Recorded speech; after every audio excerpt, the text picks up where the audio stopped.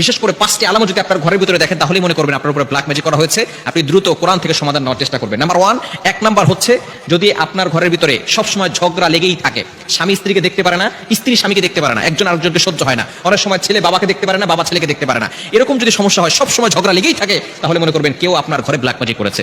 দ্বিতীয় নাম্বার হচ্ছে সবসময় অসুস্থতা লেগেই থাকে, অসুস্থতা সরেই না, বাবা অসুস্থ হয় একবার, মা অসুস্থ হয় একবার, সবসময় তাদের অসুস্থতা লেগেই থাকে, তাহলে মনে করবেন যে কেউ আপনাদেরকে ব্ল্যাক ম্যাজিক করেছে। তৃতীয় নাম্বার হচ্ছে প্রাপ্তবয়স্ক হয়ে গেছে, বয়স হয়ে যাচ্ছে কিন্তু বিবাহ হচ্ছে না।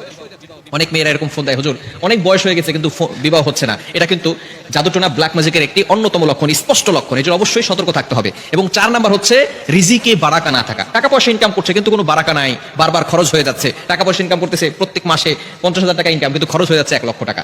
ঋণ করে সংসার চালাতে হচ্ছে।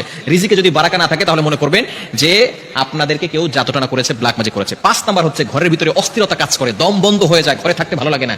এই ধরনের কাজ যদি হয় তাহলে অবশ্যই আপনি কোরআন থেকে ফায়সালা নেবেন। ঘরের ভিতরে কোরআনের রেকর্ডিং চালু করে রাখবেন, আয়াতুল কুরসি, এরপরে 4 কুল, কুল ইয়া আইয়ুহাল কাফিরুন, কুল হুয়াল্লাহু আহাদ, কুল আউযু বিরাব্বিল ফালাক, কুল আউযু বিরাব্বিন নাস, এই 4টি সূরা এবং সূরা বাকারার শেষ 2টি আয়াত, এগুলো আপনি ঘরের ভিতরে পড়বেন। 5 ওয়াক্ত নামাজে ঘরের সদস্য যারা আছেন সকলে 5 ওয়াক্ত নামাজের পরে আয়াতুল কুরসি, 4 কুল, সূরা বাকারার শেষ 2 আয়াত পড়ে বুকে ফু দিবে এবং হাতে ফু দিয়ে পুরো শরীরকে মাসাজ করে দিবে।